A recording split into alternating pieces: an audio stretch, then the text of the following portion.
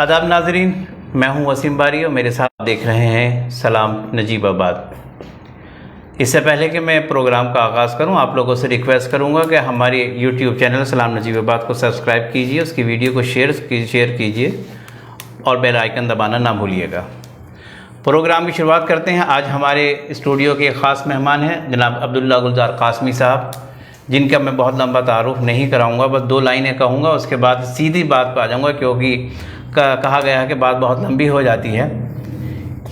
मैं बस 2 अल्फाज में शुरुआत करता हूं और उसके बाद सवाल जवाब का सिलसिला शुरू करता हूं। याद रखिएगा, जो सवाल हम इनसे करते हैं, जो भी यहाँ पर मेहमान आते हैं, वो सवाल अवाम के होते हैं, हमारे ज़ाती कोई नहीं होते। बस अवाम सवाल देते हैं, ज़रिया सलाम नजीबाबाद होता है, जवाब हमारे कैंडिडेट यहाँ के देते हैं।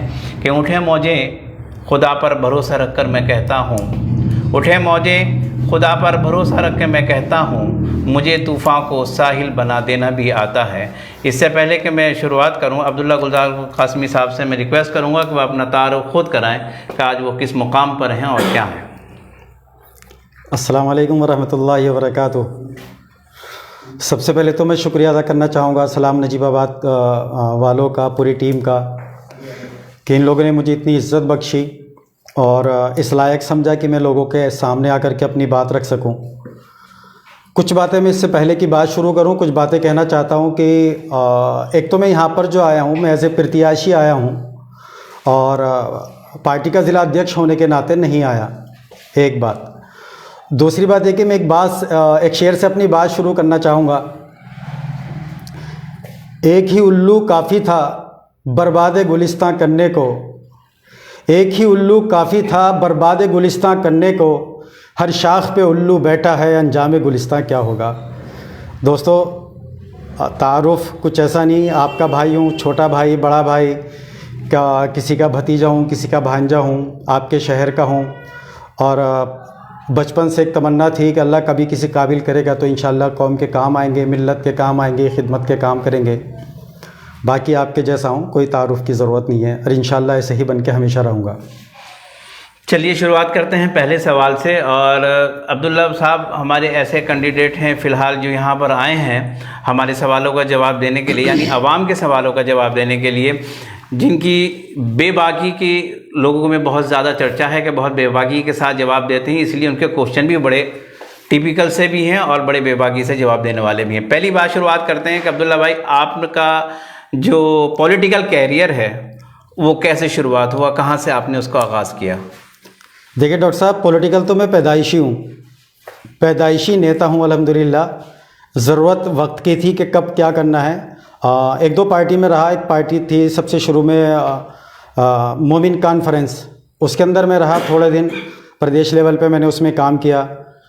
तो फिर उसके बाद एक वक्त आया कि मैं समाजवादी पार्टी में भी रहा थोड़े दिन, यहाँ का विधानसभा अध्यक्ष रहा हूँ। जाकर के पता चला हालात कितने ख़राब हैं, क्या है हमारे लिए, क्या है किसके लिए क्या है, तो फिर बैक किया। फिर उसके बाद अल्हम्दुलिल्लाह मैं आज MIM में हूँ और मुझे फ़ख्र है इस बात पर कि मैंने इस पार्टी को ज्वाइन किया। अभी तक मैंने सवाल ये किया था कि आप किन पार्टीज़ में रह चुके हैं। इससे पहले शायद आप सपा में थे, आपने अपने सपा में क्या कैरियर आपने देखा? कोई कैरियर नहीं देखा, हमारे लिए वहाँ पर कुछ नहीं है। मुसलमान सिर्फ एक वोट बैंक है, समाजवादी में इससे ज़्यादा मुसलमानों की कोई हैसियत नहीं है। और ये बात मुझे अंदर जाके ही समझ में आई। इससे पहले मुझे लगता था कि शायद सपा मुसलमानों की पार्टी है, मुसलमानों को लगता था कि भाई ये सपा मुसलमानों की पार्टी है, मुसलमानों की पार्टी है। तो मैं भी चूँकि मुसलमान हूँ तो मुझे भी लगा कि शायद हमारा काम भी यहीं पर चलेगा। लेकिन अंदर जा कर के पता चला कोई मुसलमानों की पार्टी नहीं है, सपा उन्हीं लोगों की पार्टी है जिनकी पार्टी है, और कोई भी किसी भी तरह का उसमें मुसलमानों के लिए कुछ नहीं है, सिर्फ मुसलमान वहाँ का उसका वोट बैंक है। आपने AIMIM को क्यों चुना? पार्टी तो बहुत थी, किसी और को क्यों चुनूं? क्या क्या खुसूसियात हैं इसमें? भाई वो हमारे मुद्दों की बात करती है। असदुद्दीन ओवैसी एक ऐसे शख्स हैं जो इस टाइम अगर विपक्ष के नाम पे कोई बंदा हिंदुस्तान के अंदर है तो वो असदुद्दीन ओवैसी है। अगर बीजेपी के खिलाफ सबसे ज़्यादा अगर कोई बोलता है तो वो असदुद्दीन ओवैसी है। हमारे मुद्दे अगर कोई उठाता है तो वो असदुद्दीन ओवैसी है। राजनीति का मकसद क्या है? गूंगे का गुड़ खाने का मकसद राजनीति थोड़ा है। मैं ये सवाल तो आपको लोगों से करना चाहिए कि आप लोग समाजवादी को वोट क्यों देते हैं? नहीं, मेरी एक बात ये, आपने जब दूसरा क्वेश्चन मैंने आपसे किया तो इसी के ऊपर मैं आपसे चर्चा करूंगा कि आपने से असदुद्दीन ओवैसी साहब सिर्फ और सिर्फ एक ही कम्युनिटी की बात करते हैं, पूरा हिंदुस्तान पड़ा हुआ है। कौन कह रहा है? में बहुत ज्यादा लोग हैं, सिख हैं, ईसाई हैं और दूसरी जातियां भी हैं। असदुद्दीन ओवैसी साहब सिर्फ और सिर्फ मुस्लिम ही की बात करते हैं। शायद डॉक्टर साहब आपको पता नहीं है, असदुद्दीन ओवैसी सबकी बात करते हैं। असदुद्दीन ओवैसी दलितों की बात करते हैं। असदुद्दीन ओवैसी हर समाज की बात करते हैं। अभी आप देखिए राजस्थान, वहाँ से क्या नाम है, गुजरात से हमारी एक चुनाव लड़ रही हैं, क्या नाम है उनका, एक लेडी कैंडिडेट हैं, मुझे भी नाम जहन में नहीं आ रहा, वो मुसलमान नहीं है। उसके अलावा हर मुद्दे के ऊपर असदुद्दीन ओवैसी साहब बोलते हैं। आप इसका सही से बिल्कुल तहकीक कीजिए। जैसे ठीक है, असदुद्दीन ओवैसी साहब हर मुद्दे पे बोलते हैं और आपने कहा कि मुसलमानों के लिए बहुत कुछ करते हैं असदुद्दीन ओवैसी साहब, लेकिन यूपी के अंदर इनका कोई वजूद नहीं है। समाजवादी पार्टी का बेतहाशा वजूद है और आपके शहर नजीबाबाद के अंदर वजूद है। क्वेश्चन आगे आएंगे, अभी सिर्फ दूसरी पॉइंट के ऊपर बात कर रहा हूँ क्योंकि अभी पार्टी बेसिस पर बात हो रही है। तो मुसलमान आखिर इतना दीवाना क्यों है? क्या दे दिया उसने सपा ने मुसलमानों को? मैं कह रहा हूँ ना, देखिए सपा सिर्फ एक मजबूरी थी। सपा सिर्फ एक ऐसा है जैसे किराए का किसी का मकान होता है, जब इंसान का अपना मकान बन जाता है तो किराए का मकान छोड़ देता है। मैंने भी सपा को वोट किया है, मैं भी सपा में था, लेकिन सपा सिर्फ मजबूरी थी जो कि अब नहीं है। अब हमारी अपनी पार्टी है, हम लोग इंशाल्लाह अपनी पार्टी को सपोर्ट करेंगे। हमारे लोग हमसे आकर के मिलते हैं, हमारी हौसला अफजाई करते हैं और कहते हैं कि इस टाइम ज़रूरत है इसकी। और हमारा इनसे आइडियोलॉजिकल डिफरेंसेस हैं। हमें मतलब नहीं है सपा क्या है, बसपा क्या है, कांग्रेस क्या है, XYZ पार्टी क्या है। हमें किसी पार्टी से कोई मतलब नहीं, हमें तो ये मतलब है कि हम क्या हैं। अच्छा, आप इस पार्टी के अंदर सिर्फ चुनाव लड़ने के लिए आए हैं या फिर मुस्तकिल इसके अंदर हैं? दरअसल जिन लोगों का ये सवाल है शायद उनको ये नहीं पता कि मैं यहाँ ज़िला बिजनौर के अंदर 5वां शख्स ऐसा हूँ जो MIM से जुड़ा हुआ। मैं यहाँ का पहले उपाध्यक्ष बना था, मेरा छोटा भाई है साइम, वो यहाँ का जनरल सेक्रेटरी था ज़िले का, वो दूसरा शख्स था यहाँ पर पार्टी को लाने वाला। और उसके बाद 5वें नंबर पे मैं पार्टी का उपाध्यक्ष बना था। फिर उसके बाद एक बार मैं ज़िला सचिव रहा हूँ। अब ये वक्त था करीब था, तो पार्टी के अंदर तो उथल पुथल ऊपर नीचे चलता रहता है, इसमें कौन सी इतनी बड़ी बात है।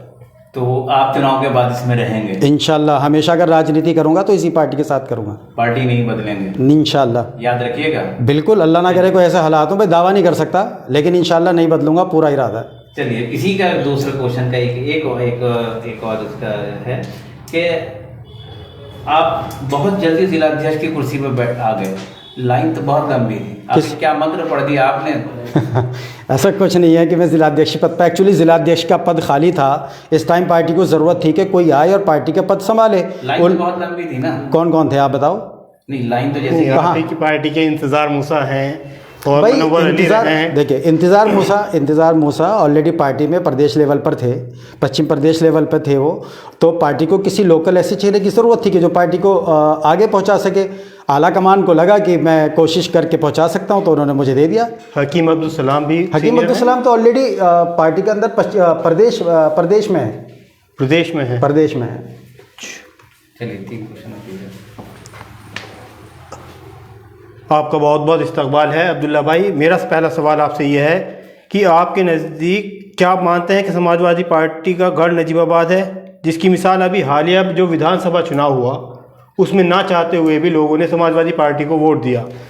और ये हमारे पास सवाल आया है, एक व्यूअर्स ने सवाल दिया है हमें कि आप अब्दुल्ला गुलजार को खुद समाजवादी पार्टी के कार्यालय पर देखा गया और उन्होंने समाजवादी पार्टी को वोट और सपोर्ट किया, इसमें कितनी सच्चाई है? हाँ बिल्कुल, देखिए सबसे पहली बात है कि जो गढ़ वाली बात है ना कि समाजवादी का गढ़ है, मैं एक बात बताना चाहूँ, समाजवादी पार्टी गढ़ नहीं मजबूरी है। समाजवादी पार्टी गढ़ नहीं मजबूरी है। अब MIM ज़रूरी है। क्या मजबूरी थी उस टाइम लोगों की? मजबूरी कोई और ऑप्शन नहीं था। शरीयत का एक उसूल है कि जो बेहतर हो उसको वोट दे दो। हमें जो बेहतर लगा दे दिया, उस टाइम कोई ऑप्शन नहीं था। यहाँ पर MIM का कोई कैंडिडेट मौजूद नहीं था।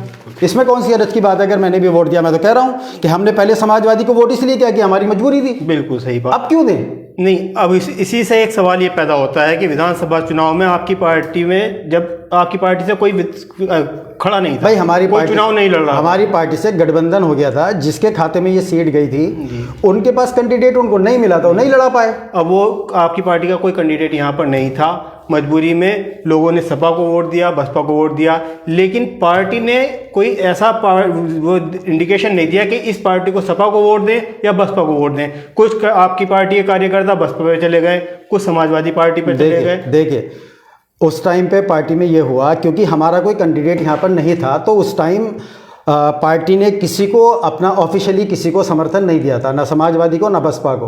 तो कैंडिडेट जो लोग यहाँ पर थे, जो जिसके साथ कांटेक्ट में था, उसके लिए जो बेहतर लगा उसको वोट दे दिया। पार्टी की कोई गाइडलाइन नहीं थी किसी को भी वोट करने के लिए। नहीं, पार्टी के ही कार्यकर्ताओं ने अपनी फेसबुक पोस्ट पर कई सारी पोस्ट शेयर ये उनका इंडिविजुअल मामला है, इसमें पार्टी का क्या वो नहीं। इस पर फिर जो है पार्टी से उन्होंने कहा कि हमने पार्टी से निष्कासित कर दिया इन लोगों को, जिन लोगों ने वो पोस्ट की थी। बाद में इंतज़ार मूसा को, मुनव्वर अली को प्रेस कॉन्फ्रेंस करी उन लोगों ने, और उन्होंने कहा कि हमने जो है इन पार्टी से निष्कासित कर दिया है, ये इनका निजी फैसला है, पार्टी का इसमें कोई इन्वॉल्वमेंट नहीं रहा। तो उस टाइम जो लोग पार्टी के जिम्मेदार थे, उनको जो बेहतर लगा उन्होंने कर दिया भाई। उनको लगा कि निष्कासित करना चाहिए, उन्होंने कर दिया।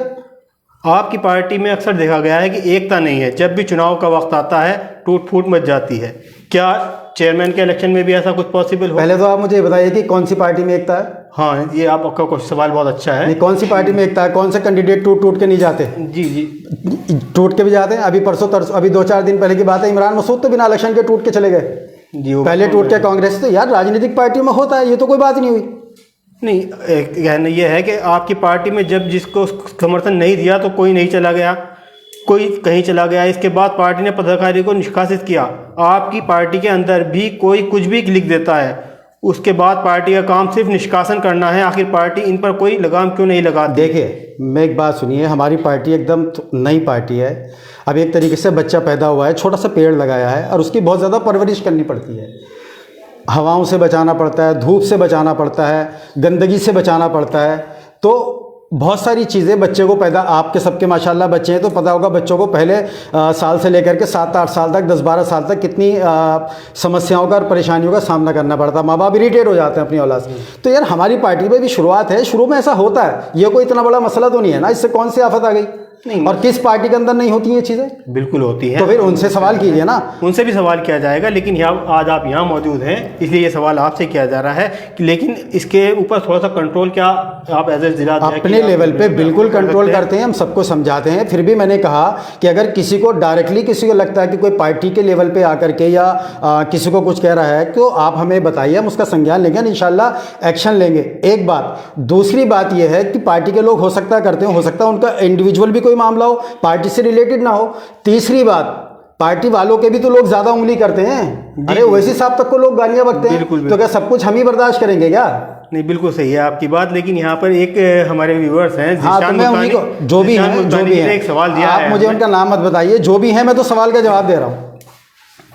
आप ही पार्टी के मोहम्मद अरशद हैं, अभी उन्होंने कुछ दिन पहले 5 अक्टूबर को एक पोस्ट की है, सहारनपुर से हैं। सहारनपुर की नगर टीम किसी भी ऐसे आदमी को पार्टी से नगर पंचायत सहारनपुर अध्यक्ष पद का चुनाव नहीं लड़ाएगी जो चुनाव लड़ने के काबिल ना हो। तो इसमें क्या पार्टी डिसाइड करेगी या वो अपना आप डिसाइड करेगी? पार्टी डिसाइड करेगी, उनका इंडिविजुअल मामला होगा। वो उनका अपना पार्टी की तो कोई ऐसी गाइडलाइन नहीं। पार्टी का कोई जिला अध्यक्ष कोई इस तरह की बात करेगा तो देखा जाएगा। कोई पर्सनली अपने लेवल पे क्या कह रहा है तो उसका कोई क्या जवाब दे सकता है? तो अरशद भाई बताएंगे उन्होंने ऐसा क्यों कहा। नहीं, इस संबंध में आप अरशद भाई से बात करेंगे और क्लियरिफिकेशन लेंगे। मैंने उनसे बात की थी, उन्होंने कहा था वो मेरा ज़ाती मामला है। अच्छा, कुछ लोगों का कहना है कि पार्टी के जो नौजवान कार्यकर्ता हैं जज्बात में आकर के कुछ अभद्र भाषा का इस्तेमाल कर देते हैं और ख़ुद को असदुद्दीन ओवैसी समझते हैं। मैं भी कोशिश करता हूं कि भाई असदुद्दीन ओवैसी जैसा बन जाऊं। वो तो बहुत आला शख्सियत है, अब उनकी धूल भी अगर मैं बन जाऊं तो मेरी लीडरशिप का जो मतलब है वो पूरा हो जाएगा। आगे जो सवाल करते हैं अब्दुल्ला भाई, अभी पार्टी लेवल की आपकी जो पार्टी है हमेशा सुर्खियों में रहती है और आपके जो लीडर हैं वो मीडिया के लिए एक आब हयात का काम करते हैं, क्योंकि मीडिया को अगर कहीं असदुद्दीन ओवैसी नज़र ना आए तो उसकी मीडिया के मुझे लगता है जो बड़े चैनल हैं उनकी टीआरपी घटने के चांसेस बन जाते हैं, कि असदुद्दीन ओवैसी उनके लिए आब हयात काम करते हैं। खैर इसी से नज़दीक हम करते हैं, सवाल आगे ले जाता हूँ। आपके नज़दीक समाजवादी पार्टी से कौन सा, आपके समाजवादी पार्टी के अंदर कौन सी ऐसी फेविक्विक है, फेविकोल है, क्या कहूँ, कुछ नहीं, चिपक है? कोई चिपक नहीं ना, कोई चिपक छोड़ना नहीं चाहता। अरे भाई कोई चिपक नहीं है, कौन कह रहा छोड़ना नहीं चाहता? जब से हार रहे हैं कौन छुड़वा रहा है? हार रहे हैं, हमारी बेस पे जिंदा है, हम हट जाएंगे। वो आपको याद नहीं कि एक बार मुलायम सिंह यादव ने कल्याण सिंह जी को पार्टी में ले लिया था? कहाँ मुसलमानों ने सारे छोड़ दिया था, सरकार भी नहीं आई थी, बसपा की सरकार आई थी, कौन कह रहा छोड़ना नहीं चाहता। मुसलमान असल में इनको ये जो है तुम्हारे आज़म खान साहब को अपना लीडर समझते थे, पश्चिम के हैं, पश्चिम में मुस्लिम अक्सरियत है, इसकी वजह से लोग उनके साथ जुड़ गए थे। उधर जब कल्याण सिंह को इन्होंने पार्टी में लिया था, आज़म खान साहब बाहर आ गए थे पार्टी से, कहाँ थी सरकार, कहाँ चला गया था वो चिपक, कहाँ थी वो फेविक्विक। अरे भाई मैं बहुत बार कह चुका हूँ, अब भी कह रहा हूँ कि समाजवादी पार्टी मुसलमानों के लिए सिर्फ मजबूरी है। मुसलमान सिर्फ ये समझता था कि अगर भारतीय जनता पार्टी को कोई पार्टी रोक सकती है फिलहाल तो वो समाजवादी पार्टी है, इसलिए मुसलमान वोट कर देता था, क्योंकि इन्होंने मुसलमानों को उससे आगे सोचने का मौका ही नहीं दिया। जब भी चुनाव होता है, अरे हमें वोट दो बीजेपी आ जाएगी, हमें वोट दो बीजेपी आ जाएगी, ये हो जाएगा वो हो जाएगा। अरे जब तुम डरा डरा करके मुसलमानों को वोट कर रहे हो तो मुसलमानों को लगा भाई ये बचा सकता है। वो एक बार बाबरी मस्जिद का मसला हो गया था, एक दो जगह बात हो गई तो हमारे जो मुस्लिम नेता समझते हैं अपना आपको, उन लोगों ने उनको मुलायम सिंह जी को इतना ज़्यादा ऊपर बढ़ा दिया, मौलाना मुलायम सिंह तक का तमगा उनके ऊपर लगा दिया। तो बस मुसलमान बेचारी में सीधी सादी कौम है, उनको लगा जी यही हमारी पार्टी है, वो लगे हुए थे। अब ओवैसी साहब आए तो मिर्चें लग रही हैं। अब मुसलमानों को मुसलमान सोचने पर मजबूर हो गया। इसी क्वेश्चन में एक बात ये निकल के आई मुझे आपके इसका सवाल, थोड़ा सा पानी एक सवाल ये निकल कर आता है इस चीज़ से, आपकी बात जो आप कह रहे हैं हो सकता है बिल्कुल बरहक हो, लेकिन इस वक्त कहना यह है कि शहर नजीबाबाद का आपको मालूम है कि सभी जगह का नगर पालिका का इलेक्शन होने वाला है, आप जानते हैं इस चीज़ को। कहना यह है अवाम का कि शहर के एक ऐसे तिनके को कि जिसकी कोई पहचान ना हो शहर में, उसे उठाकर अगर आज समाजवादी का टिकट दे दिया जाए तो वो चेयरमैन का इलेक्शन जीत। डॉक्टर साहब ये विधानसभा के चुनाव जो हो चुका उससे पहले की बात तो आप कह सकते हैं। अब आपका चैनल है माशाल्लाह, मीडिया के लोग हैं, आप जाकर के सर्वे कीजिए। तिनका क्या, अब तो किसी पहाड़ को भी टिकट दे दोगे तो इंशाल्लाह पानी भरेगा, कुछ होने वाला नहीं है। एक सवाल आ रहा है हमारे जो ऑनलाइन हमें देख रहे हैं, जैदु सब्बाग हैं एक लड़के, उन्होंने सवाल किया है आप जब सपा में थे आपने टिकट मांगा था समाजवादी पार्टी से? हालात ही नहीं लगे ऐसे पिछली बार ना बिल्कुल टिकट मांगने के लायक लगा ही नहीं मुझे कि मैं इनसे टिकट मांगूं, क्योंकि मेरी आइडियोलॉजी के तो खिलाफ थे ना। मैं क्यों मानता, मैं तो बाहर हो गया जब आप समाजवादी पार्टी में थे। बिल्कुल तभी की बात कर रहा हूँ। इन्होंने सवाल किया है कि टिकट के पैसे किसने मांगे थे अब्दुल्ला गुलजार साहब से, कहीं कोई ऐसा मसला आया था? टिकट के पैसे नहीं, मैंने तो टिकट की कभी कोई बात नहीं की, तो पैसे कौन मांगेगा। चलिए क्वेश्चन करते हैं, जिस अंदाज में आप बड़ी बेबाकी से बोल रहे हैं, बड़े जोशीले अंदाज में बोल रहे हैं, जैसा आप कह रहे थे कि मैं उनके पाँव की धूल भी नहीं हूँ और उनका लीडर, मैं उनके नक्शे कदम पे चलने जाता हूँ। बेशक आप उम्मीद है इंशाल्लाह जल्दी पहुँचेंगे उनके नक्शे कदम के मुताबिक। लेकिन सवाल ये आता है कि अब्दुल्ला गुलजार के दिमाग में एहतजाजी आंदोलन अंदाज बहुत आता है और विकास कार्यों के ऊपर कुछ इतनी मेहनत नहीं हो पाती। देखिए बिल्कुल मेरी बात सुनिए, नहीं सुनिए। हाँ, डेमोक्रेसी का मतलब क्या है भाई, राजनीति का मतलब क्या है, किसे कहते हैं डेमोक्रेसी? इसी को डेमोक्रेसी कहते हैं भाई। विकास के काम तो जब करूंगा जब आऊंगा, आप मुझे जिम्मेदारी देंगे तो देखना भी इंशाल्लाह विकास, और जितना अल्लाह ने मुझे सलाहियतें दी हैं मैं आज भी कर। आपके पास जिम्मेदारी जब आप एहतजाजी अंदाज में बात कर, जब कब, तो मैं वही तो कह रहा हूँ ना, उस टाइम जिम्मेदारी ये वाली नहीं थी ना, तो वो मेरा विपक्ष का काम है। कोई खिलाफ मुद्दा होगा, जितना अल्लाह ने मुझे सलाहियतें दी हैं संविधान के दायरे में रह करके इंशाल्लाह में एहतजाज भी करेंगे, क्यों नहीं करेंगे भाई, यही तो डेमोक्रेसी है। अपनी आवाज़ कैसे रखेंगे, यही तो आज तक समाजवादी ने दिया ना, मुसलमानों को बुज़दिल बना दिया कि आप बात नहीं उठा सकते, ये हो जाएगा वो हो जाएगा। मैं क्यों मानूँ भाई, संविधान ने मुझे जिस चीज़ की इजाज़त दी है तो उसकी तो हम बात करेंगे, कौन से इसमें हर्ज की बात है भाई। बल्कि मैं तो कहूँगा जिन लोगों को नहीं आता, जो लोग एहतिजाजी नहीं है वो क्यों नहीं है, ये हैरानी की बात ये है भाई। आप भी आइए हमारे साथ और काम कीजिए, बहुत काम करने बाकी हैं, बहुत बैकवर्ड हो चुके हैं हम।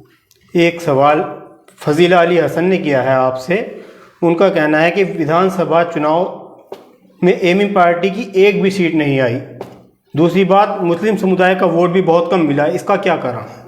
इसका कारण ये है, अभी मैंने बताया कि पार्टी की शुरुआत है, लोग हमारे फेवर में थे, हमें पसंद कर रहे थे, हमने जा करके उनसे बात की, लेकिन उन्होंने हमें हाथ जोड़ करके एक बात कही कि बस एक बार और मौका दे दो, बस एक बार आखिरी बार चांस दे दो, क्योंकि लोगों को लग रहा था कि समाजवादी की सरकार आ रही है। तो हम लोगों ने भी बहुत ज़्यादा मजबूर नहीं किया कि भाई चलो इस बार और तुम अपनी तमन्ना पूरी कर लो। जब रिजल्ट आया तो लोगों को भी समझ में आ गया और पार्टी को भी समझ में आ गया। जी। देखिए समाजवादी बहुत टाइम से फेल हो चुकी है।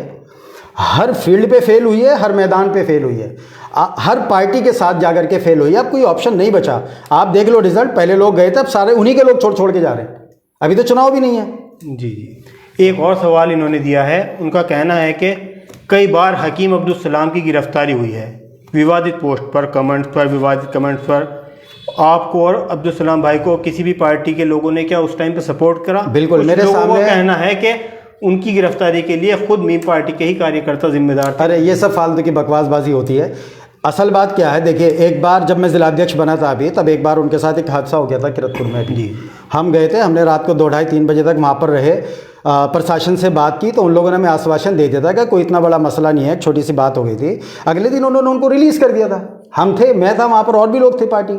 आपने पार्टी ज्वाइन करी, पार्टी ज्वाइन करते ही कुछ दिन बाद आपके ऊपर भी हाँ भैया, यार हुई, और जो होगा, जो बोलेगा, या तो मैं गूंगा बन जाऊं तो मेरे ऊपर भी कुछ नहीं होगा, जैसे और लोग हैं। भाई मुकदमे से राजनीति में, अगर राजनीतिक मुकदमे होते हैं तो यार इसमें कोई क्या कर सकता है भाई? जी जी। अरे बल्कि हमारे खिलाफ मुकदमे कराने वाले कौन है? अरे होंगे यार, क्या फ़र्क पड़ता है? हमने अपनी बात रखनी है, इंशाल्लाह हम रखते रहेंगे। कुछ लोग मुकदमों की वजह से ही बचते हैं, मुकदमों से ही बचते हैं कि हमारा पॉलिटिकल कैरियर ना खराब हो। देखिए, कुछ लोग पॉलिटिकल है ही नहीं, जी। इलेक्शन बाज हैं। इलेक्शन के टाइम पे आते हैं, डमरू बजाते हैं, बीन बजाते हैं, निकल जाते हैं। इससे ज़्यादा कोई हैसियत राजनीति में और लोगों की नहीं है। MIM राजनीति करती है, राजनीति 12 महीने, हर 12 महीने 5 साल हमेशा राजनीति करते हैं। इसीलिए हम हाईलाइट भी रहते हैं, कंट्रोवर्सी में भी रहते हैं। राजनीति करने वाले तो भाई कंट्रोवर्सी में रहेंगे ही। जो राजनीति नहीं कर रहे हैं उन पर बेचारों को क्या, वो तो अपना ऐश कर रहे हैं, करें। चलिए, पार्टी की बात चल रही थी, अब आते हैं हम आने वाले इलेक्शन के बारे में बात करते हैं। जी बिल्कुल। आपका पहला इलेक्शन है और यहाँ के जो लोग इस वक्त इलेक्शन के मैदान में हैं, उनकी रग रग के अंदर, उनके ब्लड के अंदर, उनके सेल्स के अंदर सियासत पेवस्त हुई हुई है। पूरी तरीके से वो सियासी हैं। वो मैं ये कहूँ दूसरे अल्फाज में ज़बरदस्त दिग्गज लोग, और अब्दुल्ला गुलजार इन दिग्गजों के बीच में कैसे लड़ पाएंगे? क्या आप इनको, पहला सवाल, क्या आप इनको दिग्गज मानते भी हैं या नहीं? नहीं, पहला सवाल आपका दूसरा था। पहला सवाल ये था कि इनके अंदर सियासत कूट कूट के भरी हुई है। किसने कहा आपसे? कहाँ सियासत? सालों से सियासी हैं। अरे सालों से इलेक्शन लड़ते हैं भाई। सिर्फ बात यही तो मैं कह रहा हूँ, इलेक्शन लड़ना और सियासत करना दोनों बड़ी अलग चीज़ें हैं। राजनीतिक पार्टी में कितने सारे लोग होते हैं, बहुत लोग होते हैं ना। इलेक्शन कितने लड़ते हैं? एक ही लड़ता है ना। तो राजनीति का इलेक्शन से क्या लेना देना भाई? राजनीतिक पार्टियों को जिंदा रहने के लिए इलेक्शन, मतलब इलेक्शन कमीशन के हिसाब से अगर आप राजनीतिक पार्टी हैं तो आपको इलेक्शन लड़ना ज़रूरी है, ठीक है? तो इलेक्शन राजनीति का 20% हिस्सा हुआ। तो सियासी सुनो, तो ये लोग जो हैं ये इलेक्शन लड़ते हैं, इनको बेचारों को सियासत से क्या लेना देना? ये लोग सियासत से पैदल हैं। और रही दिग्गज, मैं मुझे नहीं पता किसके नज़दीक क्या है, मैं अपनी बात कर रहा हूँ। मैं आप मतलब आप निकालो, मतलब क्या है इसका? मैं तो एक बात ये कह रहा हूँ, सियासत और इलेक्शन दोनों बड़ी अलग चीज़ें हैं। इलेक्शन आपको हमेशा 12 महीने 24 घंटे करनी पड़ेगी राजनीति, और इलेक्शन तो इलेक्शन के टाइम पे 2-3 महीने पहले आते हैं। आप देख रहे होंगे शहर के अंदर कौन इलेक्शन के टाइम पर आ रहा है और कौन इलेक्शन के टाइम पर गायब है। और रही दिग्गज होने की बात, किसे कहते हैं भाई दिग्गज? अगर आपने हिस्ट्री पढ़ी हो ना, हिस्ट्री, इस्लाम की हिस्ट्री या और हिस्ट्री, तो हिस्ट्री के अंदर मैं 2 लोगों की मिसाल देता हूँ आपको दिग्गज होने का पता लग जाएगा दिग्गज कौन होता है। एक तो था फिरौन। फिरौन जो था, आप सब लोग जानते हैं फिरौन की हिस्ट्री के। फिरौन क्या था? अना रब्बुकुमुल आला कहा करता था। अल्लाह ताला ना ले जा करके टॉप पे लेकर के जाता है, तब उसको इबरत बनाता है, तो वो अपना आप को दिग्गज समझता था। भाई मैं तो अपना आप को दिग्गज नहीं समझता, छोटा सा हूँ, एक इंसान हूँ, अल्लाह ने एक अल्लाह का बंदा हूँ, छोटा सा इंसान हूँ, और इंशाल्लाह हमेशा इंसान ही रहूँगा। और इंसान को अल्लाह ने मिट्टी से पैदा किया, पहली बात। दूसरा, आपको पता है फिरौन का क्या हश्र किया अल्लाह ताला ने? क्योंकि वो दिग्गज समझता था, ना रब्बुकुमुल आला का दावा क्या करता था। दूसरा इंसान था कारून। कारून अपना आपको दौलत में इतना बड़ा आदमी समझता है, उसे लगता था कि दुनिया में मुझसे ज़्यादा बड़ा दौलत में कोई नहीं है, मैं दौलत से हर काम कर सकता हूँ, हर चीज़ खरीद सकता हूँ। लेकिन ऐसा नहीं हुआ। एक वो शेर है, नाज कितना था दौलत पे कारून को, नाज कितना था दौलत पे कारून को, भूल बैठा वो दीन और ईमान को, हाथ मलता गया और ये कहता गया कि ऐसी दौलत का कोई भरोसा नहीं है। तो मेरे भाई, मुझे दिग्गज नहीं बनना, अल्लाह ताला दिग्गजों का ये हाल करता है, मुझे ये हाल नहीं कराना। तो आपने तो दिग्गजों की ऐसी परिभाषा बना दी कि जिनके जहन के अंदर दिग्गज बनने की कुछ आस भी जाग रही होगी, तो मुझे उम्मीद है कि शायद वो खत्म हो चुकी होगी। बहरहाल वो आपके नजदीक दिग्गज नहीं है। लेकिन आपने अभी एक बात कही, आप इस चीज़ को डिफाइन किए कि आपने कहा कि ये लोग इलेक्शन बाज हैं, सियासी नहीं हैं, दोनों की डेफिनेशन क्या बताना चाहते हैं? अभी मैंने बताई डॉक्टर साहब, मेरे उसी सवाल में ये कहा था, मैंने कहा देखिए इलेक्शन लड़ने के लिए बहुत सारे लोग आते हैं कि मैं भी इलेक्शन लड़ूंगा, मैं भी इलेक्शन लड़ूंगा। कुछ बैठ जाते हैं, कुछ इलेक्शन लड़ते हैं, कुछ हार जाते हैं। लेकिन जो राजनीतिक लोग होते हैं ना, इलेक्शन लड़ना उनके लिए मजबूरी होता है, ठीक है। तो राजनीति हमेशा करनी है। अब आप देखिए उत्तर प्रदेश के अंदर MIM का न कोई विधायक है, न कोई चेयरमैन है, ना कोई MP है, ना कोई MLA है, ना कोई सांसद है। सभासद बेचारे 2-4 होंगे तो होंगे, ठीक है। लेकिन मुद्दों पे बोलता कौन है? मुद्दे की बात कौन करता है? उत्तर प्रदेश के मुद्दे हों, नेशनल मुद्दे हों, किसी और स्टेट के मुद्दे हों, हम लोग बोलते हैं। इसे राजनीति कहते हैं। इलेक्शन तो अब आया। चलिए, ये इलेक्शन बात है, राजनीति नहीं है, बकौल आपके। चलिए, ये मतलब आप निकालो, मेरे ऊपर मत रखो। ये सवाल नंबर मैं 9 करता हूँ, उसके बाद अगला सवाल आंसर कहूँगा। आपने एक नारा दिया था बदलाव। नारे तो आपने और काफ़ी सारे दे रखे हैं, मैं पहली बात करता हूँ बदलाव, क्या मतलब है इसका? डॉक्टर साहब, पिछले 20-25 सालों से हमारे नजीबाबाद के अंदर जो प्रतिनिधि होते हैं वो समाजवादी से आते हैं। लोगों ने समाजवादी को फुल सपोर्ट किया, हर तरीके से वोट भी किया। ये लगा कि समाजवादी विकास का काम करेगी, समाजवादी के लोग विकास का काम करेंगे, लेकिन नहीं हुआ। आपको खुद पता है, मैंने दूसरे जो लोगों के आपने इंटरव्यूज़ किए, मैंने उनमें देखा कि आप लोग उन्हीं से सवाल करते हैं कि भैया ये नहीं हुआ, ये नहीं हुआ, ये नहीं हुआ, तो कौन करेगा? तो यार इसी सिस्टम को बदलना है। अगर मतलब किसी भी मुद्दे को आप ले लो यार, किस मुद्दे पे बात करेंगे आप? हैं आप विकास की बात करो तो कुछ नहीं, वहाँ पर ज़ीरो, तो बदलाव की ज़रूरत। एजुकेशन की बात करो तो ज़ीरो, वहाँ बदलाव की ज़रूरत। शहर के अंदर गंदगी की बात करें, वहाँ बदलाव की किस जगह पर बदलाव की बात है? एजुकेशन का हाल आप ले लीजिए, ओफो हद हो गई यार। आज आप और हम परेशान हैं बच्चों की तालीम दिलाने के लिए। मेयारी स्कूल नहीं है हमारे पास। दूसरों को स्कूलों में जाते हैं, ठीक है, बहुत अच्छी बात है, मजबूरी में जाते हैं। कब होंगे जी हमारे स्कूल? कौन सा दौर आएगा? आखिर क्यों गुलाम हैं हम? पैसा नहीं है लोगों पे। बल्कि देखा जाए तो अगर जितने भी कैंडिडेट से सबसे गरीब कैंडिडेट मैं हूँ, सबसे छोटा मैं हूँ, लेकिन अल्लाह ने मुझे जितनी सलाहियत दी है मैं उससे ज़्यादा करने की कोशिश कर रहा हूँ। उस पर लोग सवाल ये करते हैं जी कब तक करोगे? अरे भाई, जब तक कर रहा हूँ तब तक तो एक्सेप्ट करो। अल्लाह मुझे बढ़ाएगा, मुझे काम देगा, अल्लाह मेरे कारोबार में बरकतें देगा इंशाल्लाह। जब तक हिम्मत है करता रहूँगा, मगर उससे ज़्यादा फिक्र लोगों को उस चीज़ की है जी कब तक करेंगे, स्क्रीनशॉट लेकर रख लो।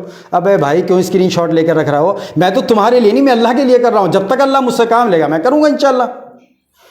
21 साल बदहाल, बिल्कुल कम है, 25 होने चाहिए थे। 25 में तो नईमा यास्मीन जी भी आ गई। भाई मुझे नहीं पता कौन कौन आ रहा शहर के हालात। मैं तो 21 और 25 का मतलब ये है कि जब से हमने होश संभाला है, जब से हमें याददाश्त है, हम तो शहर की हालत खस्ता देख रहे हैं। अभी बच्चे बड़े हुए, हम लोग आए, देखा यार बच्चों का एडमिशन कराना, तो बड़ा अफसोस हुआ जाकर के। हमें उन चीज़ों पे कंप्रोमाइज़ करना है जहाँ पर दिल भी गवारा नहीं करता है, मजबूरी है आपकी। सबके हमारे बच्चे स्कूलों में पढ़ रहे, भाई कौन मना कर रहा है कि यार आप कारोबार कीजिए।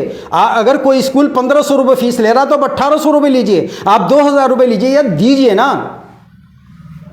21 साल जो आपने नाम लिया है, ये 21 साल से मुराद? अभी तो बताया कि जितना मुझे होश है, जब से मैंने यहाँ पर होश 21 साल से मुराद, हाँ मैं क्वेश्चन आपको बताना चाह रहा हूँ जो मेरा है। 21 साल आपने जब अपना होश संभाला है, तो कि 21 साल से पहले जो आपने हिस्ट्री तो पढ़ेंगे, आप बहुत हिस्ट्री की बात भी कर रहे हैं, उससे पहले का दौर बिल्कुल अच्छा था, या बस सीधी सी बात है कि 21 साल से मुराद जहन में आएगा? नहीं, दरअसल 21 साल, पिछले 20-21 सालों के अंदर बड़ी तरक्की हुई है दुनिया के अंदर। पूरे मुल्क में तरक्की हुई है, लोगों में तरक्की हुई है, कारोबारों में तरक्की हुई है, बड़े बड़े स्कूल्स बने हैं, सारी चीज़ें हुई हैं, लेकिन हम लोग वहीं हैं, वहीं ज़ीरो। एक मशहूर सोशल एक्टिविस्ट हैं फजीला अली हसन, उन्होंने आपसे एक सवाल किया है। अभी आपने हाल ही में अपने शहर की महिलाओं के लिए फ्री ई रिक्शा चलाई, फ्री बॉडी चेकअप के लिए रोबोट मशीन मंगाई। ये सिर्फ चुनाव से रिलेटेड है या इसके बाद में भी ये सर्विस चलती रहेगी? देखो इंशाल्लाह आफ्ताब भाई, मैं भी एक इंसान हूँ जी, दावा नहीं कर सकता, खुदा नहीं हूँ नाउज़ुबिल्लाह, एक इंसान हूँ। इंशाल्लाह कोशिश ये रहेगी कि अल्लाह ताला जब तक खिदमत रहे चलती रहे। इलेक्शन तो मैंने अभी कहा कि जो राजनीति करने वाले लोग होते हैं वो इलेक्शन पे डिपेंड नहीं होते।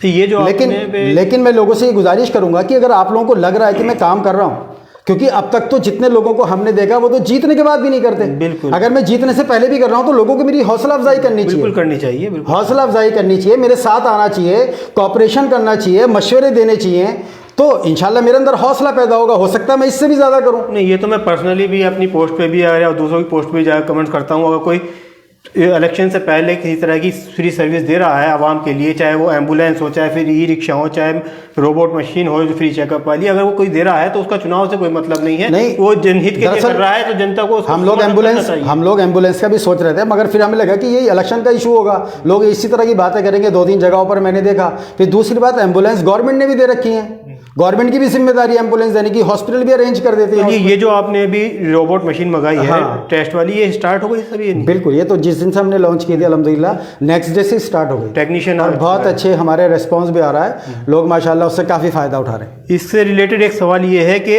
आपने ये जो सर्विस शुरू की है सिर्फ शहर वालों के लिए है नजीबाबाद? नहीं, सबके लिए, आसपास के गाँव के लोग भी इससे फायदा? अरे पूरे उत्तर प्रदेश के लिए। इसके लिए क्या किसी आधार कार्ड वगैरह की कोई रजिस्ट्रेशन की सर्विस जरूरत? नहीं, कुछ नहीं। कुछ टेस्ट इसके अंदर हैं जो ब्लड से रिलेटेड हैं, वो हम डॉक्टर के रिकमेंडेशन पे करते हैं। अच्छा, कि डॉक्टर रिकमेंड करते हैं तो करते हैं, अदरवाइज नहीं करते। उसके अलावा किसी चीज़ की ज़रूरत नहीं है। ये इंसानियत की खिदमत है, इंसानों की खिदमत है। वो चाहे नजीबाबाद से हो या हरिद्वार से हो या मुरादाबाद से हो या उत्तर प्रदेश से हो, झांसी से भी, कहीं से हो, जो भी आएगा इंशाल्लाह वो टेस्ट करा सकता है। उसके लिए क्या प्रक्रिया है? मतलब कोई किस टाइम आना है? 10:30 बजे से लेकर शाम को 5:30 बजे तक हमारा टाइम रहता है। बीच में आधे घंटे का लंच ब्रेक होता है। अगर कोई आते हैं तो हम बिठा करके थोड़ा वेट करा लेते हैं तो हो जाता है। रोज लगभग कितने टेस्ट हो जाते हैं? लगभग 25, 30, 40, 50 तक क्रॉस किया हमने क्वान्टिटी ऊपर। शहर में शिक्षा की बदहाल कंडीशन के लिए आप किसे जिम्मेदार मानते हैं? किसे? सारे समाज को, सारे सिस्टम को, सब लोगों को। इसलिए मानता हूं कि एक आदमी अगर काम नहीं कर रहा तो आप जिम्मेदारी क्यों दे रहे हैं? आप क्यों बिना बात के अंधभक्त बने हुए हैं? इसलिए पूरा सिस्टम जिम्मेदार है इसका। नहीं, ये सवाल इसलिए है कि MGM इंटर कॉलेज जो है उसके जो अध्यक्ष वो तो खैर नगर पालिका के अंडर में आता है, उसकी बदहाली के लिए कौन जिम्मेदार? जो नगर पालिका के जिम्मेदार हैं। बिल्कुल नहीं जिम्मेदार। Of course. अगर अब्दुल्ला गुलजार चेयरमैन बनते हैं तो वो क्या इसका मैयार सुधारने? इंशाल्लाह फर्स्ट प्रायोरिटी पे रहेगा, क्योंकि एजुकेशन मेरा प्रायोरिटी पे है। वो चाहे प्राइवेट एजुकेशन सेक्टर में हो या गवर्नमेंट से रिलेटेड जो भी कर सकते हैं वो इंशाल्लाह फर्स्ट प्रायोरिटी पे रहेंगे। एजुकेशन से रिलेटेड अभी आपने कुछ दिन पहले एक प्रेस कॉन्फ्रेंस करी थी जिसमें आपने डिग्री कॉलेज के लिए डिग्री कॉलेज नहीं, हमने 2 स्कूलों का ऐलान किया था। एक तो Najibabad international academy for boys और एक Najibabad international academy for girls. हम ये 2 स्कूल बनाएंगे। हमारा ब्लूप्रिंट तैयार है इंशाल्लाह। हमारी कोशिश है कि 5th तक तो लड़के और लड़कियां साथ पढ़ेंगे और 5th के बाद इंशाल्लाह दोनों को अलग करेंगे, लड़कियां अलग पढ़ेंगी और लड़के अलग पढ़ेंगे। इसे कब तक अमली जामा पहनाने की कोशिश? बहुत जल्दी इंशाल्लाह। टारगेट है कि 1 साल के अंदर अंदर क्लासेस शुरू कर दी जाए। 1 साल के अंदर अंदर? जी, जमीन ले ली गई? थोड़ा सा भी इलेक्शन चल रहा है, ज़मीनें तो हमारे पास 2-3 पड़ी हैं, लेकिन अभी चूंकि इलेक्शन में थोड़े से बिजी हैं तो इस टाइम काम छेड़ना मुनासिब नहीं था, लेकिन इंशाल्लाह काम करेंगे। मैं पहले भी एक स्कूल शुरू करके जगह की किल्लत की वजह से नहीं चला पाया। मेरी बड़ी तमन्ना है, बचपन से सपना था कि अल्लाह मुझे अगर किसी काबिल करेगा इंशाल्लाह तो हम सबसे पहले एजुकेशन पे काम करेंगे, क्योंकि एजुकेशन ही बुनियाद है इंसान की। अगर पढ़ा लिखा आदमी रक्षा भी चलाएगा ना तो बड़े सिस्टम से चलाएगा। इसलिए एजुकेशन बेइंतहा ज़रूरी है हर इंसान के लिए। चलिए, क्वेश्चन तो अभी इससे रिलेटेड है, लेकिन ये क्वेश्चन अभी एक सामने आया है क्योंकि अभी पार्टी की बात चल रही थी। मैं अभी नजीबाबाद पे आ गया था, लेकिन ये क्वेश्चन के लिए आया है। AIMIM को बीजेपी की बी टीम कहा जाता है। बताइए क्या, कहाँ तक सच्चाई है, क्या है? ये बताओ किसने कहा? सब जानते हैं। कैसे? आवाम जानते हैं। कैसे? किसी ने देखा? डील कराई किसी ने? भाई कैसे पता चला ये? अरे डॉक्टर साहब सिंपल सी बात है, जिसकी दुकान बंद होगी वो तो कुछ ना कुछ कहेगा। हमारी वजह से जिसको प्रॉब्लम है उसको तो प्रॉब्लम होगी, तो बी टीम भी कहेगा, सी टीम भी कहेगा। हकीकत में तो पता है ना कि लोकसभा के अंदर खड़े होकर के किसने कहा था कि मैं मोदी जी को दोबारा से फिर 2024 के अंदर प्रधानमंत्री देखना चाहता हूं? असदुद्दीन ओवैसी थे। है जिस टाइम सेंटर के अंदर सरकार आई उस टाइम असदुद्दीन ओवैसी थे। जिस टाइम मोदी सरकार आई थी पहली बार असदुद्दीन ओवैसी थे, तो कौन था बी टीम? अरे जिस टाइम उत्तर प्रदेश के अंदर सरकार बनी बीजेपी की, असदुद्दीन ओवैसी थे। इतनी स्टेट के अंदर उत्तर बीजेपी के अंदर सरकार है। बिहार की बात बाद में करेंगे, पहले ये सुन लो आप। भाई ये जब भी ओवैसी थे, बिहार के अंदर जब चुनाव हुआ था, बिहार के साथ साथ उत्तर प्रदेश के अंदर 28 सीटों पर उपचुनाव हुआ था, जिसके अंदर 26 सीटें बीजेपी जीती थी। क्या वहां पर असदुद्दीन ओवैसी की बी टीम थी? अरे ये लोग जो है ना परेशान हो चुके हैं, इनके पास कोई ऑप्शन नहीं है। ये लोग कभी ईवीएम की बात करते हैं, कभी एमआईएम की बात करते हैं, कभी बी टीम की बात करते हैं, कभी सी टीम। अरे बी टीम ए टीम तुम हो, हम तो विपक्ष हैं। और दूसरी बात यह है डॉक्टर साहब, अगर कोई भी ये साबित कर दे, दलील दे दे कि बीजेपी की ओवैसी साहब बीजेपी की बी टीम है या ओवैसी साहब बीजेपी के एजेंट है, तो इंशाल्लाह मैं आज पार्टी छोड़ने के लिए तैयार हूँ। पहली बात। दूसरी बात है कि असदुद्दीन ओवैसी साहब के बारे में शायद वो लोग जानते नहीं, वो नफरत में इतने अंधे हो गए कि उन्हें सोचने समझने का भी मौका नहीं है। कुरान एक हदीस शरीफ है, जन्नुल मुमिनीन खैरुन, वो एक ईमान वाले हैं यार, आप कैसे कह सकते हो। दूसरे और जितनी पार्टियां, ये कौन सी टीम है, ये आपके लिए क्या कर रही हैं? इससे रिलेटेड बी टीम है। इससे रिलेटेड एक सवाल अब्दुल्ला भाई, आप समाजवादी पार्टी के अगेंस्ट बात कर रहे हैं इस टाइम पे, क्योंकि आपकी जो पार्टी की आइडियोलॉजी है वो अलग है, समाजवादी पार्टी की आइडियोलॉजी अलग है। लेकिन हालिया विधानसभा चुनाव जो हुआ अभी, उसमें एमएम पार्टी ने पुरजोर तरीके से ये कोशिश की कि समाजवादी पार्टी से हमारा अलायंस हो जाए। किसी वजह से अलायंस नहीं हो पाया, तो आप लोगों ने अलग चुनाव लड़ा, समाजवादी पार्टी ने अलग चुनाव लड़ा। सबसे पहली बात, आपने एक सवाल हो गया, आपने एक सवाल मुझसे ये किया कि भैया आप मैं यानी कि मैं अब्दुल्ला इसके पीछे पड़ा हुआ हूँ समाजवादी के। मैं पड़ा हुआ नहीं, मतलब इन्हीं से रिलेटेड बात कर रहा हूँ। जी, वो अपोजिशन में है। अपोजिशन में कहाँ है? हमारे अपोजिशन में नहीं है, वहाँ का विधानसभा में दिखता नहीं कुछ ऐसा कि वो अपोजिशन में। बहरहाल कहने का मतलब ये है कि समाजवादी पार्टी को मैं इसलिए कह रहा हूँ क्योंकि पिछले 25-30 सालों से हम किसको वोट दे रहे हैं? समाजवादी पार्टी। किससे सवाल करेंगे? समाजवादी पार्टी से। तो फिर समाजवादी पार्टी से इतने मतलब समाजवादी पार्टी से गठबंधन करने की इतनी क्या व्याकुलता? हाँ, मैं वही वजह बता रहा हूँ। सबसे पहली बात तो मुझे नहीं लगता कि ओवैसी साहब ने गठबंधन करने की बात की थी, नहीं की थी, लेकिन मैं मानता हूं चलो ओवैसी साहब ने गठबंधन करने की बात की थी। समाजवादी हो, बसपा हो, कांग्रेस हो, XYZ कोई सी भी पार्टी हो, सबसे पहली बात तो ये सुन लें कि हमें कोई इनसे दिली या कोई पर्सनल प्रॉब्लम नहीं है, आइडियोलॉजिकल प्रॉब्लम है। लेकिन हमारा मकसद ये है कि हमें सत्ता में साझेदारी चाहिए, गुलामी नहीं चाहिए। हम तुम्हारी दरिया नहीं बिछाएंगे, हम तुम्हारे झंडे नहीं उठाएंगे, हम तुम्हारे लिए नारे नहीं लगाएंगे, हमें सत्ता में साझेदारी चाहिए। ये जो है क्या नाम आपका, जो राजनीति की जो कुर्सी है ना, कुर्सी उसके 4 पैर होते हैं आफ्ताब साहब जी। उस 4 पैर में से एक पैर हम हैं, हम 20-21-22% है उत्तर प्रदेश के अंदर, तो हम गुलामी क्यों करें? कोई बिल्कुल नहीं। आज समाजवादी हमसे गठबंधन करेगी, अगर हमारे आला कमान को बेटर लगेगा, हमारे बड़े अधिकारियों को, तो हम करेंगे, कोई प्रॉब्लम नहीं है। लेकिन लड़ाई सिर्फ सत्ता की है, साझेदारी की लड़ाई है। हम अपने लोगों के अंदर बेदारी पैदा करना चाहते हैं, हम अपने लोगों के अंदर लीडरशिप पैदा करना चाहते हैं। कमेंट सेक्शन में एक डिबेट सी शुरू हो गई है लेकर के, खुशी ठेकेदार थे कोई, उन्होंने टिकट मांगा था, उनसे पैसों के लिए सवाल किया गया था। अरे ये सब फालतू के स्टैंड होते हैं, छोड़ो। के लोग भी उसमें रिप्लाई कर रहे हैं, और ये तो सब बातें आफ्ताब भाई, कुछ ना कुछ पता नहीं कौन कौन किससे टिकट मांगता है। कोई इतने करोड़ देकर आता है, कोई इतने करोड़ लेकर आता है, कोई कहता है लखनऊ में सूट में। ये बातें छोड़ो, ये तो बचकानी बातें होती हैं। चलिए छोड़ देते हैं। अब्दुल्ला भाई, मैं आता हूँ एक सवाल की तरफ।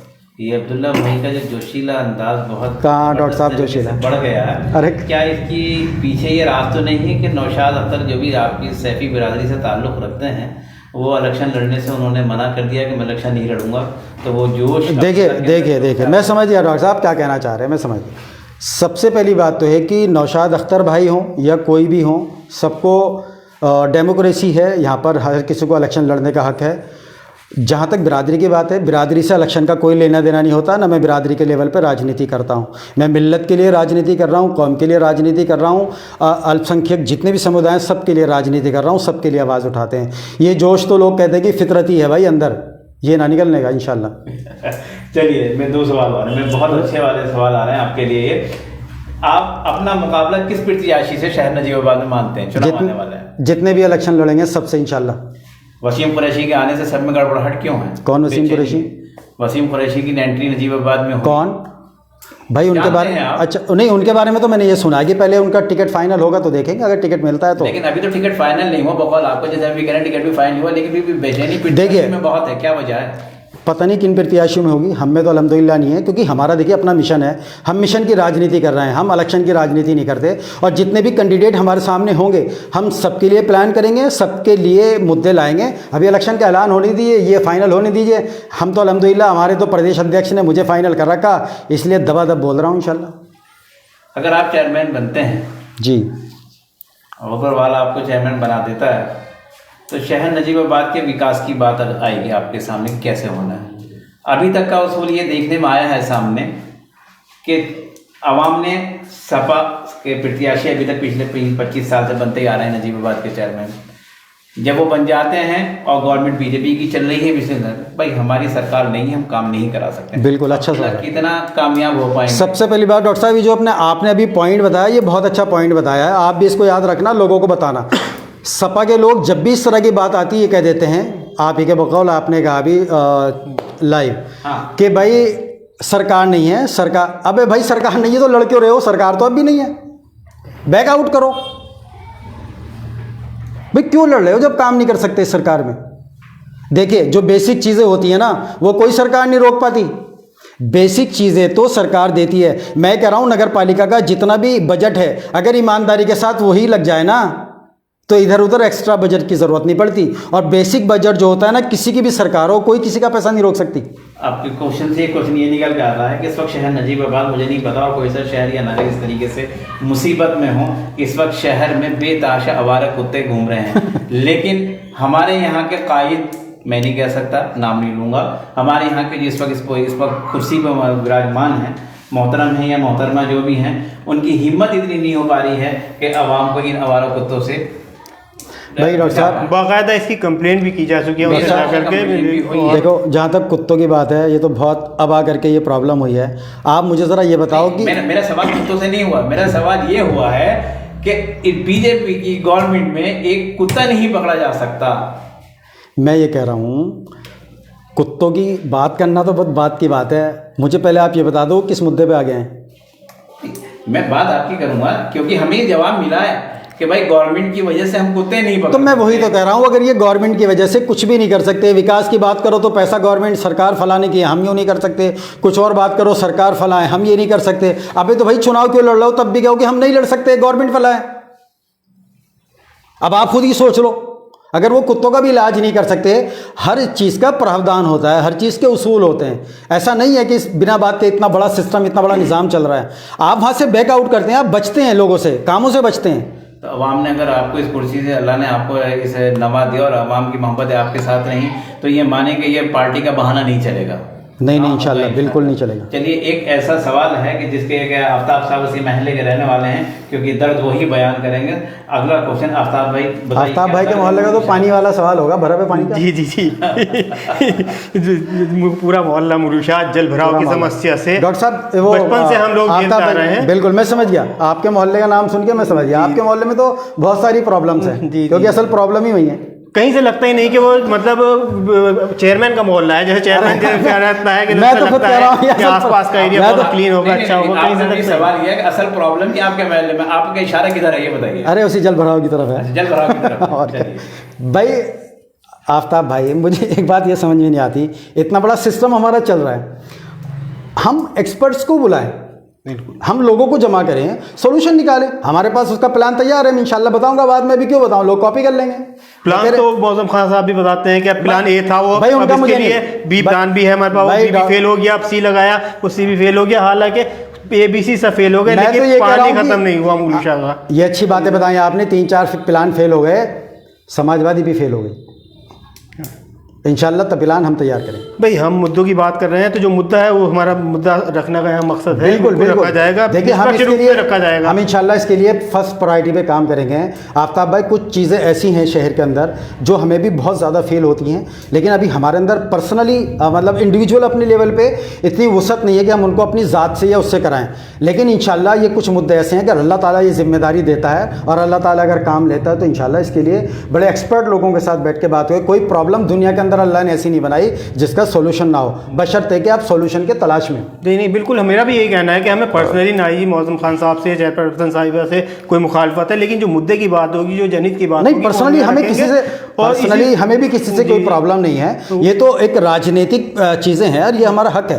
जी, इसी से रिलेटेड एक और सवाल है। नजीबाबाद में युवाओं के लिए ना ही कोई प्लेग्राउंड है, ना बच्चों के लिए कोई पार्क है, ना मॉर्निंग वॉक करने वालों के लिए कोई ट्रैक ऐसा, ना ही कोई फैसिलिटी, ना ही शहर के चारों तरफ कोई वेलकम गेट, शहर का कहीं से कोई अभी तक कोई सौंदर्यकरण नहीं हुआ।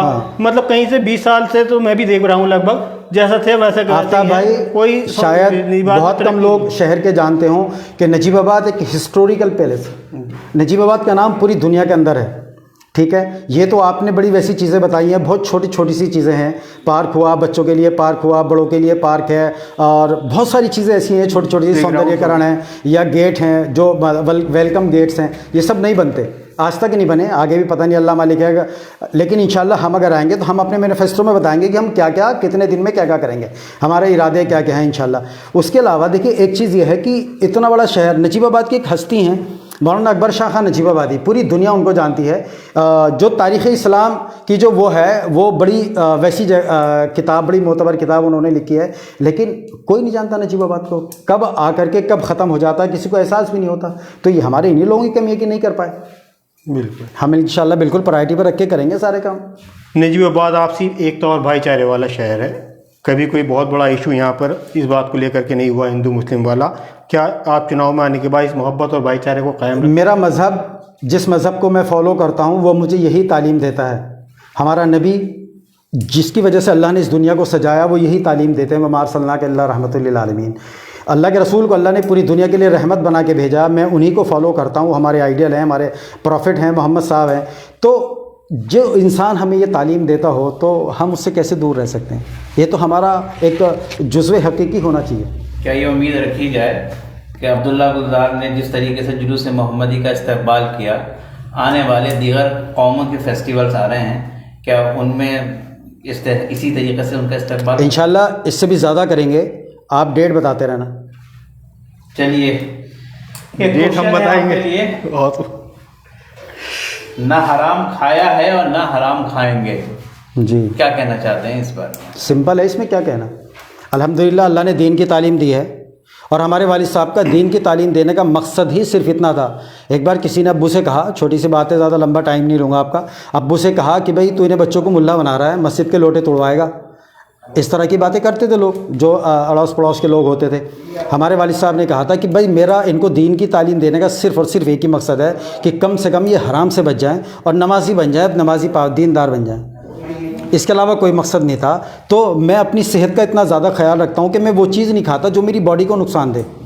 तो मैं अपना ईमान कैसे ख़राब कर सकता हूँ, कैसे हराम खा सकता हूँ? आपने एक इदारा खोला था ना मेरे, हाँ इदारे का पूछिए, सही। आपने एक इदारा खोला था जिसका ताल्लुक इंटरेस्ट से है, और आप जब शरीयत की बात कर रहे हैं तो उसमें भी ताल्लुक बिल्कुल बिल्कुल, हाँ ये बहुत अच्छा सवाल पूछा आपने, शायद लोगों के दिमाग में ये बात मौजूद हो। जहाँ तक इदारे की बात है, आप भी एक इदारे से जुड़े हुए हैं, पता नहीं उसमें हराम का काम होता है कि हलाल का होता है। और उस इदारे से बहुत सारे मुसलमान, हज़ारों मुसलमान मेरे ख्याल से हिंदुस्तान में जुड़े हुए होंगे, बहुत सारे लोगों को रोज़गार है, और बड़े दीनदार लोग, बड़े माशाल्लाह बाशरा लोग हैं। तो अब उन्होंने क्या उसकी तनकीद निकाल रखी है मुझे नहीं पता। अगर मैं उस कैटेगरी में आता हूँ तो आप भी आते हैं। पहली बात, मैं तो नहीं आता, मैं इसलिए नहीं आता इस कैटेगरी के अंदर क्योंकि इसका मकसद भी, इस इदारे का खोलने का मकसद भी नॉन सूदी कारोबार करना मकसद था मेरा। कि मान लो लोग चीज़ें फाइनेंस कराते हैं, मैंने सुना कि यहाँ पर बाज़ार में लोग 10% पे डेली बेसिस पे ब्याज पे पैसा देते हैं, लेते हैं।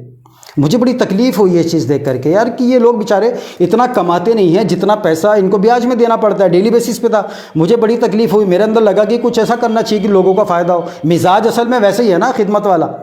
तो दूसरे ये कि जो हम सामान ख़रीदते हैं, बड़ी बड़ी कंपनियां, फाइनेंस कंपनियां, फ्रिज, वॉशिंग मशीन, इस तरह के एसी वगैरह, आजकल हर चीज़ फाइनेंस हो रही है, तो उसके अंदर कहीं ना सूद का सिस्टम होता है।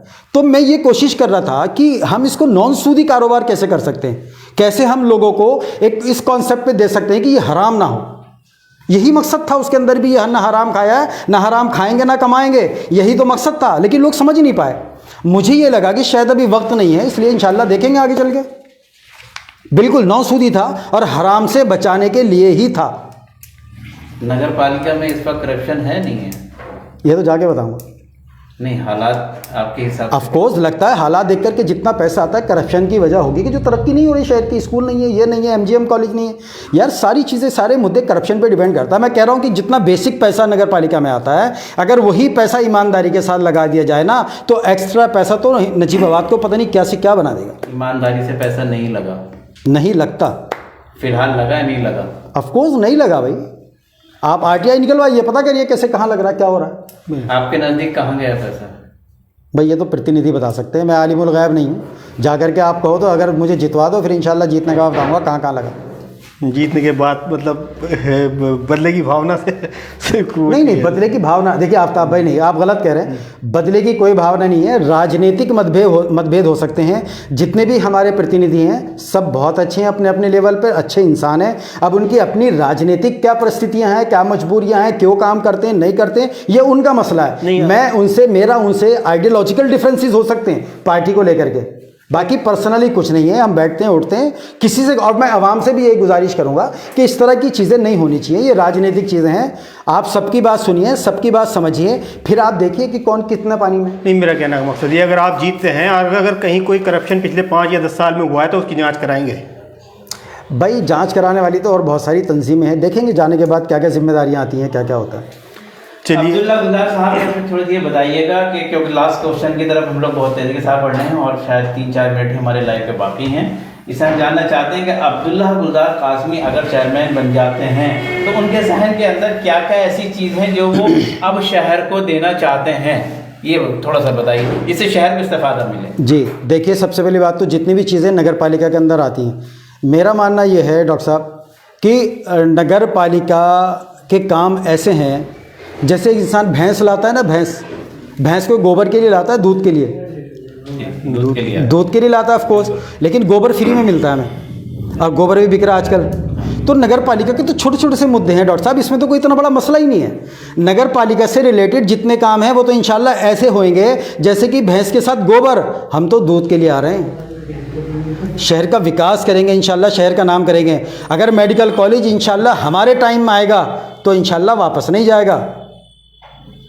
अच्छा सवाल दिया आपने। हाँ, अगर मेडिकल कॉलेज हमारे टाइम में आएगा तो इंशाल्लाह वापस नहीं जाएगा। वापस क्यों गया यहाँ से, कुछ है आपके अंदाज में? ये तो उनसे पूछो जिन्होंने वापस भेजा। किसने भेजा? मुझे क्या पता, प्रतिनिधियों ने भेजा होगा जिनकी जिम्मेदारी थी। मुझसे तो आप जानते हैं क्योंकि आप सोशल उसके आदमी है, मीडिया के। नहीं, मैं आपसे सुनना चाह रहा हूँ। भाई जो लोग उसको ना, जो लोग जिम्मेदार हैं यहाँ से, वही लोग जिम्मेदार हैं जो उसको लाने में सक्षम नहीं रहे। और नजीबाबाद से इतना बड़ा चला गया, आज नजीबाबाद का पूरी दुनिया के अंदर नाम होता है। आप क्या समझ रहे हैं मेडिकल कॉलेज को?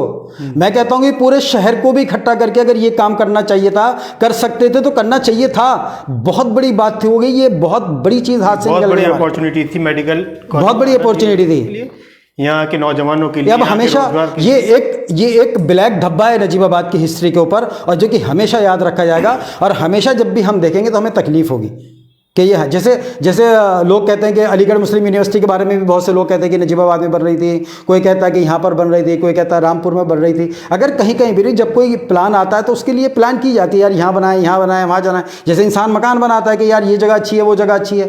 अगर नजीबाबाद में जैसे अलीगढ़ मुस्लिम यूनिवर्सिटी, आज आप देखो उसका क्या मकाम है दुनिया के अंदर, वही मेडिकल कॉलेज का होता। आजकल मेडिकल कॉलेज बनना बहुत बड़ी बात है, जबकि सरकार भी नहीं की थी, प्रतिनिधि भी यही थे। तो ये माना जाए कि जो शहर के मौजूदा कायदीन हैं या रहनुमा हैं, ये उनकी आपसी इंतशार की वजह से हमारे हाथ से चला गया। ये फैसला तो आप करो। आप क्या कहते हैं? मैं तो ये कह रहा हूँ कि जो लोग थे सब लोग जिम्मेदार हैं इन सब चीज़ों के। नहीं, इसमें कहने में क्या बुराई है, जो जिम्मेदार हैं वो हैं, ऑफ कोर्स हैं। चलिए, और कोई बस सवाल, अब आखिरी सवाल आपसे यही है, आप अपनी और नजीबाबाद की आवाम से आप आने वाले चुनाव के लिए अपने स्तर पर क्या कहना चाहेंगे? हमने जितने भी हमारे मेहमान आए हैं सबको स्टूडियो में कहने का, अपनी बात रखने का मौका दिया है। आप इलेक्शन में हैं, आप नजीबाबाद की आवाम से क्या अपील करना चाहेंगे? देखिए, मैं आवाम से सिर्फ ये अपील करना चाहूँगा, बहुत लंबा चौड़ा टाइम हो गया, शायद ज़्यादा टाइम नहीं लूँगा आपका। मैं आवाम से सिर्फ ये अपील करना चाहूँगा कि जितने लोग भी इलेक्शन लड़ रहे हैं, हर चीज़ का ना एक मकसद होना चाहिए। बिल्कुल, आप इलेक्शन लड़ रहे हैं तो आपका इलेक्शन लड़ने का मकसद होना चाहिए। इलेक्शन लड़ाने वाली टीमों से स्पेशली गुजारिश करूंगा कि सिर्फ ताल्लुकात की बेस पे इलेक्शन ना लड़ाएं, रिलेशन की बेस पे इलेक्शन ना लड़ाएं, पार्टी की सिर्फ पार्टी का कैंडिडेट होने की बेस पे इलेक्शन ना लड़ाएं, सलाहियतों की बुनियाद पे इलेक्शन लड़ाएं। एक मकसद पता होना चाहिए कि मैंने बहुत से लोगों से हम मिलते हैं, अभी कन्वेंसिंग के दौर पे बीच में मिलते हैं तो वो कहते हैं यार देखो आपका इलेक्शन नहीं लड़ा सकता मैं भी, अब्दुल्ला भाई आप मुझे पसंद तो बहुत हो, मुझे पार्टी भी बहुत अच्छी लगती है, लेकिन आपका इलेक्शन नहीं लड़ा सकता। तो मेरा सिंपल सवाल होता है भाई क्यों नहीं लड़ा सकते? भाई अगर सब चीज़ें अच्छी हैं तो यार उससे पता चलेगा तो क्या कहेगा। तो ये जो धारणा है ना बिना बात की, जो अंधभक्ति है, अगर आप लोग ये कोशिश करेंगे, ये सोच आप लोगों की होगी कि मैं इसका इसलिए नहीं लड़ा सकता और उसका इसलिए लड़ा सकता हूँ कि इनसे मेरे ताल्लुकात है और उनसे मेरे ताल्लुकात नहीं है, तो कैसे शहर तरक्की करेगा यार? आप कैसे सवाल कर सकते हैं नेता से या किसी से जब आपकी खुद अपनी सोच ठीक नहीं है? इसलिए मैं वोटरों से भी और जितने भी इलेक्शन लड़ाने वाली टीमें हैं उनसे भी ये रिक्वेस्ट करूंगा कि आप मकसद को समझें, राजनीति को समझें, हालात को समझें, ज़रूरत को समझें, तब इलेक्शन भी तब लड़ाएं और वोट भी तभी डालें। खाली किसी लालच में इलेक्शन ना लड़ाएं, किसी लालच में वोट ना डालें, क्योंकि जो लालच की चीज़ें होती हैं ना डॉक्टर साहब, वो ज़्यादा दिन तक नहीं चला करती। फिर थोड़े से दिन के बाद फिर हम हाथ पाथ रख के बैठ जाते हैं, फिर तरसते हैं और फिर हम उल्टा सीधा बोलते हैं उन नेताओं को। तो कहीं ना कहीं उनकी इस उसके अंदर हम आवाम भी शामिल होते हैं। तो इसलिए दूसरे एक चीज़ ये है कि अगर आप वोट का, अल्लाह ने आपको हक दिया है, अगर आप इस हक का नाजायज़ इस्तेमाल करेंगे, गलत तरीके से इस्तेमाल करेंगे, तो आपको खुदा के यहाँ इसका भी जवाब देना पड़ेगा। तो मैंने आपके, अल्लाह कहेगा कि मैंने आपको ये वोट का हक दिया था, आपने इसको दिया तो क्यों दिया, इस क्यों का जवाब आपके पास होना चाहिए। जैसा आपने मुझसे बहुत सारे सवाल पूछे ना, ऐसे ही आप सर्वे भी कीजिए, लोगों के बीच में जाइए, लोगों के बीच में जाकर के वैसे वाले सर्वे कीजिए। अगर आप फलां कैंडिडेट को वोट कर रहे हैं तो क्यों, जी बिल्कुल करेंगे कोशिश, या फलां को इलेक्शन लड़ा रहे हैं तो क्यों, इलेक्शन डिक्लेयर आपके पास मकसद होना चाहिए, आपके पास मकसद होना चाहिए। देखिए, सलाम नजीबाबाद के मंच से मैं ये कहना चाहूँगा बिल्कुल नजीबाबाद की आवाम से कि सलाम नजीबाबाद की टीम बिल्कुल निष्पक्ष और निर्भीक होकर के अपना कार्य करेगी और फील्ड में जहां भी जाएगी निष्पक्ष रूप से सवाल करेगी। हमारा किसी से कोई पर्सनल कोई रिलेशन नहीं है राजनीतिक, हम सिर्फ जनहित के लिए कार्य करेंगे और जनहित के लिए ही सवाल करेंगे यहाँ पर। बिल्कुल, इंशाल्लाह। आप थे AIMIM के ज़िला सदर और मौजूदा चेयरमैन प्रत्याशी नगर पालिका नजीबाबाद अब्दुल्ला गुलजार कासमी साहब, जो बड़ी बेबाकी के अंदाज में अपनी बात को रख रहे थे और आवाम को उनके सवालों के जवाब बहुत ही खूब अच्छे अंदाज में दे रहे थे। उन्होंने ये बात बता दी है कि जब तक खुदा ने मुझे इस्तिताअत दी है, ये मशीन फुल बॉडी चेकअप और ये रिक्शा यूं ही चलती रहेगी, इसका इलेक्शन से कोई रिलेशन नहीं है, भले से लोग इसको मानते हों। जो खिदमती अंदाज चल रहा है वो एज इट इज चलता रहेगा, इसमें कोई मसला नहीं है। आपने बहुत अच्छे सवालों के जवाब दिए, उन्होंने अपनी अपील भी आप लोगों से आपके सामने रखी है।